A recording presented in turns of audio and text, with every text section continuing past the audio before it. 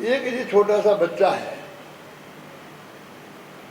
8-9 वर्ष का, इसके इतने छोटे छोटे हाथ और हमारे इतने बड़े कढ़ाई, तो ये हमारे कढ़ाई तो साफ कर नहीं सकता, हमारे तो किसी काम का है नहीं। आप चाहो तो आप ले जाओ, आप 2 आदमियों के बर्तन मांज लेगा, घर साफ माफ कर लेगा। आप चाहो तो इसे ले जाओ, फिर कोई अच्छा आदमी मिलेगा तो मैं आपको बताऊंगा, तब इसे लगा देना। तनख्वाह क्या लेगा? सेठ जी ने पूछा। क्या बोले? रोटी और कपड़ा। क्या बोला? नहीं, कुछ कम करो। बोल बेटा, क्या कम करेगा? कि बाबूजी क्या कम करूं, मैंने ज्यादा मांगे ही नहीं है, रोटी और कपड़े ही तो मांगे हैं। देख, हमने तो आज तक किसी को मुँह मांगा दिया नहीं है। बार्गेनिंग करना तो हमारा धंधा है, क्योंकि हमारा सिद्धांत है। मैं अमेरिका जाता हूँ तो प्लेन में एक पत्रिका रखी रहती है, वो हर में बदलती तो रहती ही है, लेकिन एक वाक्य कभी नहीं बदलता। 30 वर्ष हो गए मुझे। उसमें क्या लिखा रहता है कि बार्गेनिंग ही कमाई है। जो चीज बाजार में जितने में मिलती है वो तो चाहे जहां ले लो, समझ रहे ना? ये सनलाइट साबुन 2 रुपए में मिलती है, तो 2 रुपए में तो गांव में चाहे जहां ले लो। तुम 2 रुपए में खरीद लाए, इसमें क्या हो गया? तुम 2 रुपए में तो 5 पैसे कम करा लाए, वो कमाई है।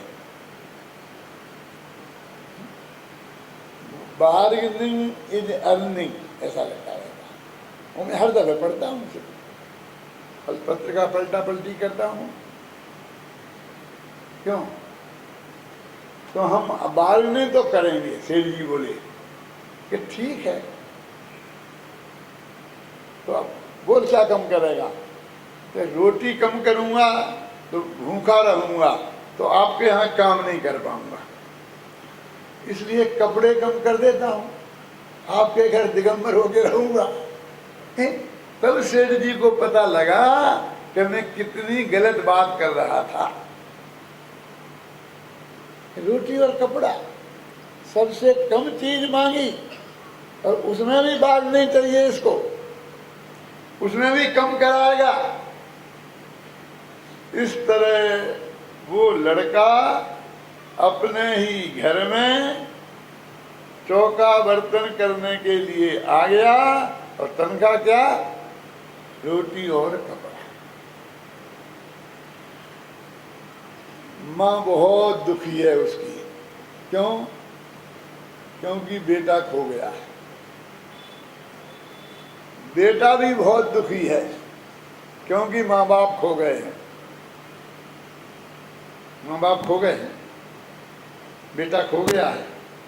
बेटा तो सामने ही खड़ा है ना? माँ बाप तो सामने ही खड़े हैं, तो क्या खोया है? क्या खोया है? अपनापन खो गया है।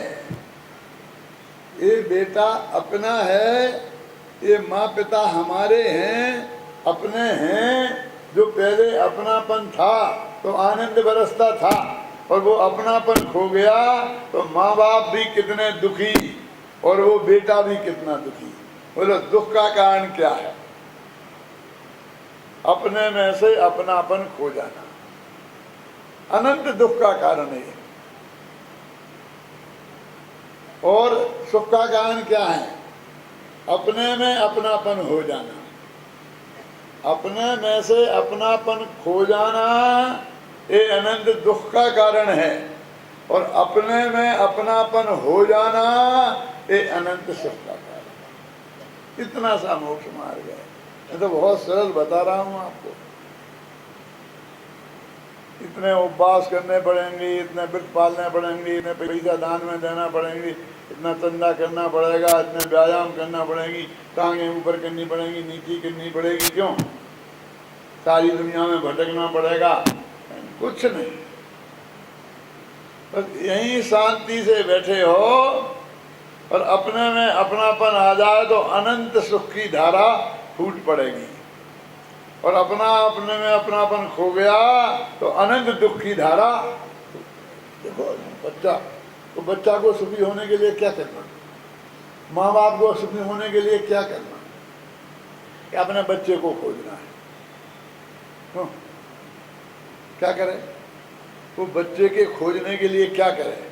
पूरा मेरठ के 10 चक्कर लगाए, कि पूरी यूपी छान मारे, कि पूरे हिंदुस्तान की खोज करे? क्या करे? कि सारी दुनिया की खोज करे, यहाँ से जाए लंदन होता हुआ अमेरिका पहुंचे, वहां से जापान होता हुआ आए इधर लौट के पूरा चक्कर खा के पृथ्वी का, तो मिल जाएगा बच्चा।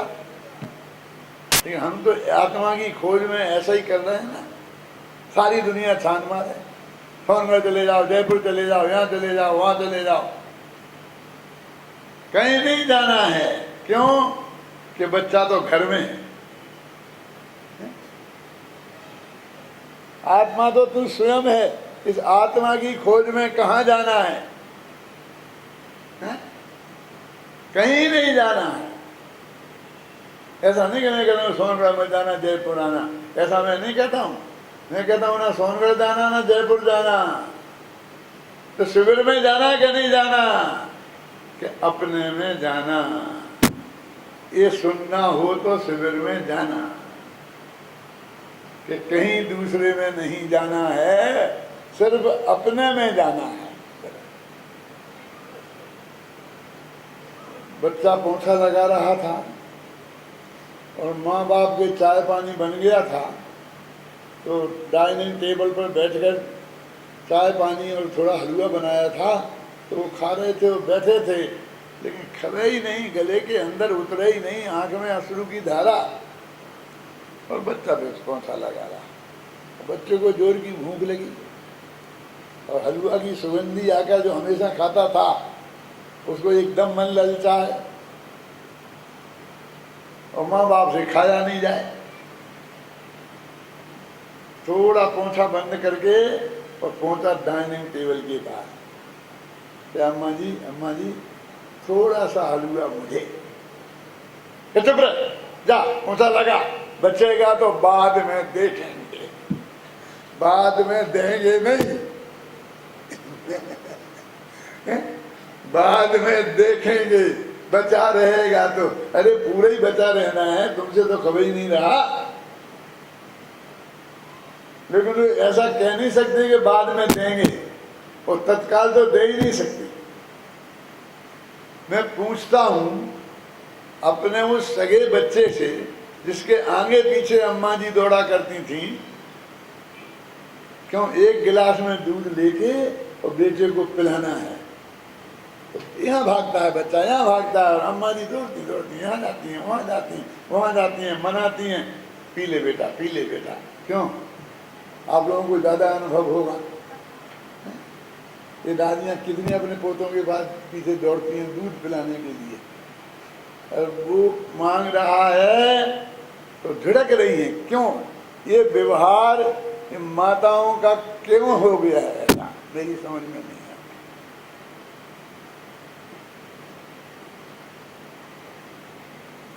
एक दिन एक पड़ोसन बोली कि अम्मा जी एक बात कहूँ, बुरा ना मानो तो। ये बोल क्या कहना चाहती है, बोल। तेरी बात का मैंने बुरा माना ही कब है, क्या दे दूँ क्या? कि ये लड़का बहुत छोटा है, बहुत प्यारा, अच्छा, कि हाँ, तो इसे थोड़ा खाना अच्छा दिया करे और काम इससे थोड़ा कम लिया करे। क्या बकती है, दिन भर तो पड़ा रहता है, काम करते ही क्या है, और खाना दिन भर तो चढ़ता रहता है, खाता नहीं। इन माताएं बहनें जो बहुत अच्छी होती हैं, उनकी ये भाषा में असंयम कहाँ से आ गया? लोग कहते हैं कि माताएं बहुत अच्छी होती हैं, होती होंगी, मुझे कोई ऐतराज नहीं है, लेकिन सिर्फ अपने बच्चों के लिए। घर में अपनी जो चौका बर्तन कर रहा है ना बच्चा, वो भी तो बच्चा ही है ना किसी का, उसके साथ ऐसा व्यवहार क्यों?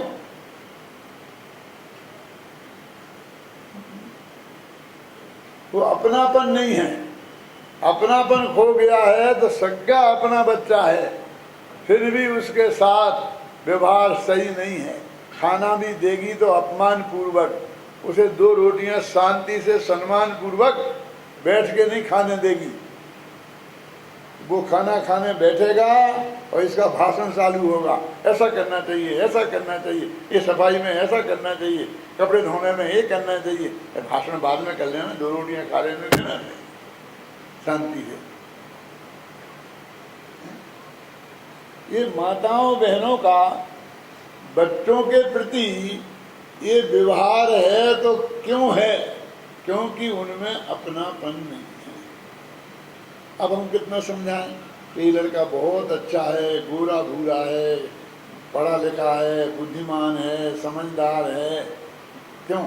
कुछ असर पड़ने वाला नहीं है अम्मा जी पे। असर पड़ेगा तो कब पड़ेगा? यदि तुम समझा सकते हो तो ये समझाओ कि तुम्हारा जो पप्पू खोया है वो यही है, और नहीं समझा सकते हो तो भाषण बंद करो, रोचन बंद करो, जरूरत नहीं है। ये आत्मा अच्छा है, बढ़िया है, कुछ नहीं होगा। तू आत्मा स्वयं है, मैं स्वयं भगवान हूं, ये अंदर से ध्वनि आना चाहिए तो आनंद का झरना झरे।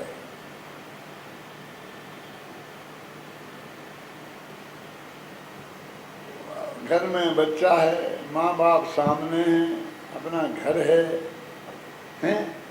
और माँ के सामने बच्चा है, बच्चे के सामने माँ है, और दोनों अनंत दुखी हैं। उनके सुख का उपाय क्या है? सिर्फ इतनी पहचान, बच्चा नहीं खोया है, घर नहीं खोया है, पहचान खो गई है। बस उसे किसी तरकीब से ये पता लग जाए कि ये मेरा बच्चा है, फिर देखो कुछ कहने की बताने की जरूरत है। घर में चौका बर्तन करते करते बच्चा बढ़ता रहा, सेठ सेठानी अनंत दुखी रहे, और वो 15 वर्ष का हो गया। ख्याल में एक दिन दूसरी पड़ोसन आई और उसने कहा, अम्मा जी एक बात कहूँ, बुरा ना मानो तो। कि बोल बोल, क्या क्या कहना चाहती है? कि ये जो लड़का है ना, ये बिल्कुल अपने पप्पू जैसा ही लगता है, वैसे ही घुंघराले बाल, वैसे ही गोरा भूरा चेहरा, वैसे ही चाल ढाल, वैसे ही इसकी बोलने की स्टाइल, मुझे ऐसा लगता है जैसे वो ही हो। तो अंदर से माँ गदगद हो गई, क्योंकि उसके बेटे की चर्चा हो रही थी। कैसा? जैसा उसके घुंघराले बाल थे, जैसे वो गोरा भूरा था, क्या उसके बेटे की चर्चा हो रही थी, इसलिए वो बहुत गदगद थी। बोली, लगता तो मुझको भी ऐसा ही है, न मालूम कहाँ होगा, होगा कि नहीं होगा, कहीं मर मरा गया होगा एक्सीडेंट में, और होगा तो किसी के घर में चौका बर्तन कर रहा होगा। क्या? वो बोली कि यदि आज अपना पप्पू होता तो वो भी इतना ही बड़ा होता, पड़ोसन ने कहा, जितना बड़ा ये है। हाँ, लगता तो ऐसा ही, इतना ही बड़ा होता। तो उसने कहा कि आज तो अम्मा जी बहुत शांत हैं, गदगद हैं, नहीं तो उनकी प्रसिद्धि पूरे मोहल्ले में थी, समझे ना। अब मौका बहुत अच्छा है कि मैं अपनी बात कह दूं।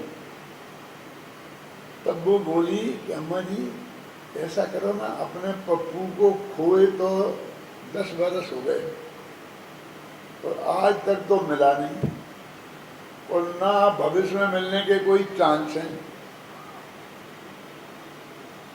अब तुम इसी बच्चे को गोद ले लेना, इसका संकट खत्म और तुम्हारा संकट खत्म।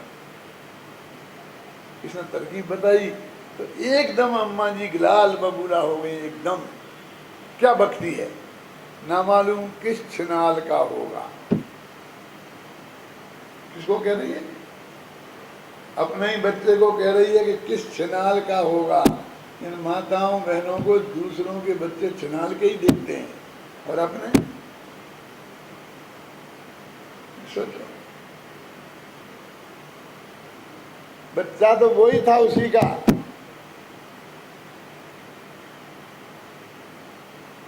ऐसा ही अपना ये भगवान आत्मा अपने घर में पराया बच्चा बन के रह गया है, और घर में चौका बर्तन करने में इसकी सारी जिंदगी बीत गई है। कोई शराबे की दुकान कर रहा है, कोई ये चने बेच रहा है, कोई ये भून बेच रहा है, कोई गल्ला कर रहा है ना। ये सब वही है, घर का चौका बर्तन करने जैसा ही है। ये मत समझना कि बहुत बड़ी महान काम है। ये अपने भगवान आत्मा को भूल कर इस शरीर में अपनापन करके उसका पेट भरने के लिए ये जितने भी धंधे पानी आप लोग कर रहे हैं वो उस बच्चे के चौका बर्तन करने जैसे ही हैं। एक बार अपने भगवान आत्मा को पहचान ले। मालूम अष्टपहड़ में तो क्या लिखा है कि जिसकी सारी दुनिया वंदना करती है वो जिसकी वंदना करे, जिसकी प्रशंसा सारी दुनिया करती है, यानी वो अरहंत भगवान, तो सारी दुनिया जिन्हें नमस्कार करती है वो जिसमें नमे। सारी दुनिया जिसकी प्रशंसा करती है वो जिसकी प्रशंसा करें, मैं तो उसे नमस्कार करता हूं। तो कौन है वो? अपना आत्मा।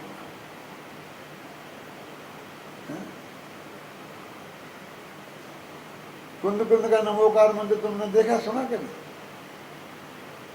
ये जो नमोकार मंत्र पढ़ते हो वो किसका है तुम्हें मालूम? अब आज नहीं करता हूं मैं बात, एक आध दिन नमोकार मंत्र की बात करूंगा, उसी के लिए भी मुझे 2 घंटे चाहिए। नमोकार मंत्र आप जानते हैं, उसको समझाने के लिए मुझे 2 घंटे चाहिए, तो मैं समझाऊंगा आपको। उसी दिन कुंद कुंद का नमोकार मंत्र भी समझाऊंगा। तो ये कहते हैं कि वो अपना भगवान आत्मा, ये जितने भी भगवान बने हैं, आत्मा से परमात्मा बने हैं, वे सब कैसे बने मैं आपसे पूछता हूं। सब जानते हैं, पक्का जानते हैं, और सब एक मत हैं, किसी को मतभेद नहीं है। जितने भी आदिनाथ से लेकर भगवान महावीर तक जितने भी तीर्थंकरों को केवल ज्ञान की प्राप्ति हुई है, जब वे केवल ज्ञान की प्राप्ति उन्हें हुई तब वे क्या कर रहे थे? सोचो। आहार कर रहे थे, विहार कर रहे थे, प्रवचन कर रहे थे, समझा रहे थे, क्या कर रहे थे? ध्यान कर रहे थे। किसका ध्यान कर रहे थे? भगवान महावीर किसका ध्यान कर रहे थे? आदिनाथ का कि आदित्यनाथ का? आत्मा का। किसके आत्मा का? अपने आत्मा। ये सब एक मत है ना। कोई एक भी आदमी को विरोध हो तो बताओ कि जब भी उन्हें केवल ज्ञान हुआ तब सभी अपने आत्मा का ध्यान कर रहे थे। तो भगवान बनने का उपाय अपने आत्मा का ध्यान करना है। इतना तो नक्की हो ही गया ना, इसमें तो कोई मतभेद नहीं है, इसमें तो 18 दिन की जरूरत नहीं है।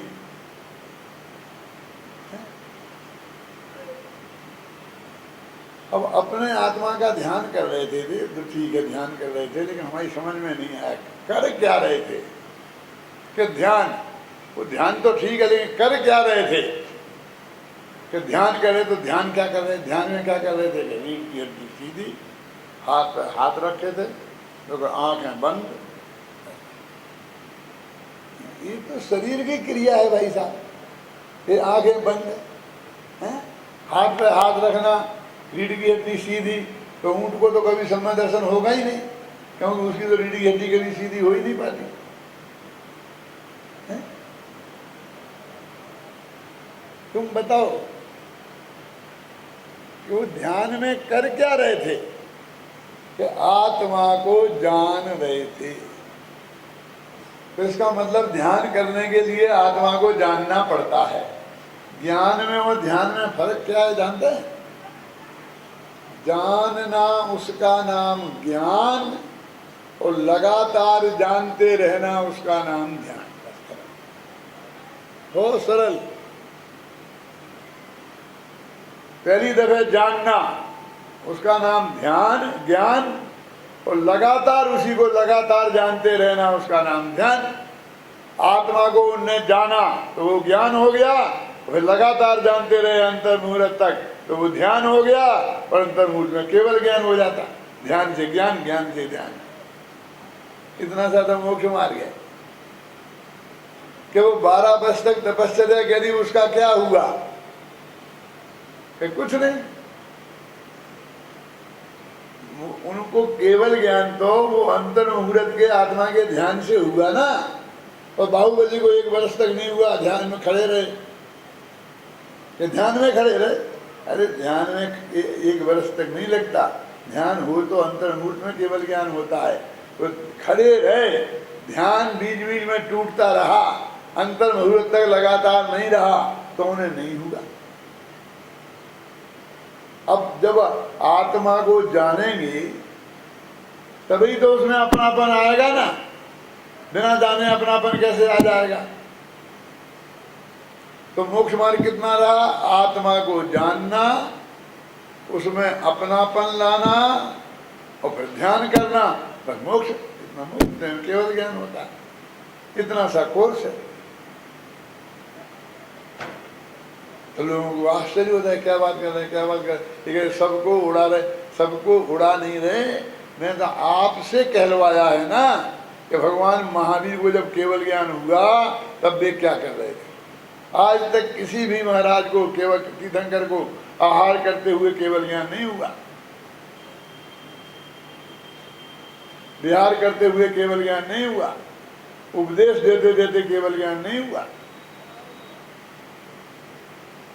असली धर्म तो वो है ना जिसमें अतीन्द्रिय सुख, अनंत सुख और केवल ज्ञान की प्राप्ति हो। अभी अपन तो दूसरी चर्चा में उतर गए। वो बेचारा बच्चा वहां पर चौका बर्तन कर रहा है।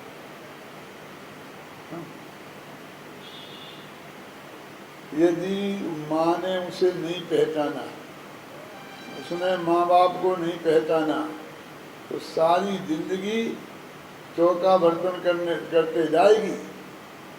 इन सेठ जी के घर से छूट जाएगी नौकरी, तो दूसरे के यहाँ भी चौका बर्तन करने की नौकरी मिलेगी। इसलिए उसको पहचानना बहुत जरूरी है। ऐसे ही अपन ने यदि अपने आत्मा को नहीं पहचाना, उसमें अपनापन नहीं किया, और ये देह छूट गई, तो 4 गति और 84 लाख योनियों में ना मालूम कहाँ कहाँ कैसे कैसे कितने कितने चक्कर काटने पड़ेंगे। इसकी कल्पना आपको है? कोई बच्चे को है? वो बच्चा जानता है, लेकिन क्या करे? समझ में नहीं आता क्या करे। माँ की समझ में नहीं आता क्या करे। पुलिस में रिपोर्ट लिखा दी, पुलिस वालों को कह दिया, एक इनाम भी घोषित कर दी, कह दिया कि हम इतना पुरस्कार देंगे हमारे बच्चे को खोज के लाए। क्यों? कि कुछ नहीं होता। कोई दूसरा उपाय है ही नहीं। हमने इतने उपवास किए, इतने व्रत किए, इतना दान दिया, इतना ये किया, उतना ये किया है, लेकिन मुझसे कुछ होने ही वाला नहीं है, क्योंकि मार्ग तो ये है। उस बच्चे को और माँ को पहचान हो जाए तो दोनों का संकट खत्म हो जाए। आप यदि कहो तो ये काम मैं करा सकता, करा दूं। तालियां बज गई। क्योंकि कहानी मैंने बनाई है। ये कोई कहानी के लिए मैं कहानी नहीं सुनाता। मुझे कोई गहरा तत्व ज्ञान समझाना है, उसके अनुरूप कहानी में खुद बनाता हूं और उसके एक एक एंगल को स्पष्ट करता हूं। क्या करा दूं?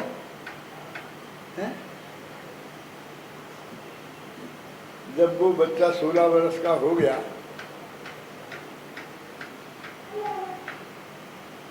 तो उसकी सेठानी को अंदर से बहुत गहराई से, जब उसका जन्मदिन आया था तो अपने जन्मदिन मनाते हुए ही विकल्प आया कि भाई ये लड़का तो अपने ही बेटे जैसा लगता है। तो सेठानी पूछने लगी, तेरा क्या नाम है, तेरे माँ बाप कहाँ हैं, तुम कौन से गांव का रहने वाला है? वो लड़का सोचता है कि आज 10 साल हो गए, आज तक सेठानी ने मेरा नाम नहीं पूछा, अपना नाम रख लिया, कुछ भी रामू श्यामू जो भी रखना था, मेरा नहीं पूछा, अपनी तरफ से ही रख लिया। रख लेते कि नहीं? और ना माँ का नाम, बाप का नाम, जाति, कुछ नहीं पूछा। और आज इनको ये मेरी जानने की क्या जरूरत पड़ रही है, बहुत प्रेम से पूछ रही हैं। उसे भी थोड़ा उत्साह जगा तो वो भी बताने लग गया कि मेरा नाम ये है, मेरे माता पिता थे, सेठ थे बहुत बड़े, हमारा बहुत बड़ा घर था, हम ऐसे रहते थे, ऐसे रहते थे। वो सब जो कहानी थी वो सारी कहानी बच्चा सुना रही। ये तो हमारे पप्पू की कहानी जैसी कहानी लगती है। वो कहानी तो उसकी सच्ची थी ना, वो पंडित हुकुमचंद की बनाई हुई थोड़ी थी। वो सुना रहा था और उसके अंदर से बराबर मिलान होता जाता था। इतने में वो लड़का नहाने जाने लगा तो नहाने के लिए उसने अपनी बुशर्ट खोली तो उसकी पीठ पर इतना काला काला निशान था लहसुन का। समझते आप? होता